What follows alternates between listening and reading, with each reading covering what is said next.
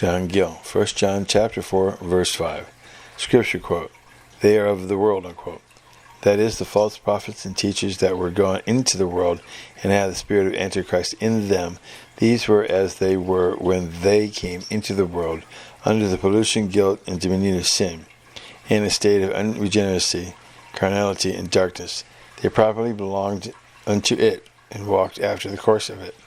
and were under the influence of the god of it, who led them into error, and were sensual, and indulged themselves in worldly lust, and were seeking after worldly things, supposed that gain was godliness, and had men's persons in admirations because of advantage. Their nature and disposition, their principles and practices, and ends and views were worldly, and were quite different from Christ and his apostles. John chapter 17, verse 14. Scripture quote, "Therefore speak they of the world," unquote.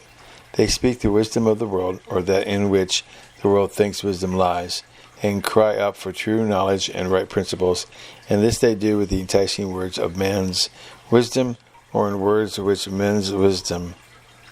teacheth, speaking great swelling words of vanity, which take with vain and carnal minds, and preach doctrines suited to their own taste and the taste of others, as carnal and worldly men, such as the purity of human nature in its first conception and birth, its freedom from original corruption, and from any concern with the sin of Adam, only with actual sin of its own, and the power of it to do that which is good, keep the law of God, and obtain his favor,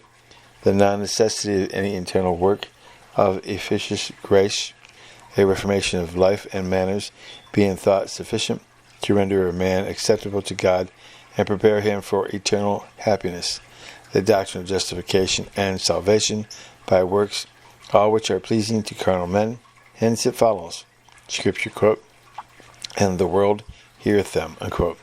The wicked of the world, worldly and unregenerate men, attend to their ministry, approve of what they deliver, and receive it with pleasure, and believe it. This expresses both the quality of the hearers of false teachers, that they are that part of the world, the worst part of it, which lies in wickedness and quantity of them, the greater part of the world, as it was foretold by Christ and his apostles, that they should deceive many, that many should follow their pernicious ways, and that they should draw many disciples after them. Wherefore the numbers that attend such persons, as it need not be wondered at, since both preachers and hearers and the doctrines preached and heard are all alike. They are of the world, so it should not be stumbling to the people of God.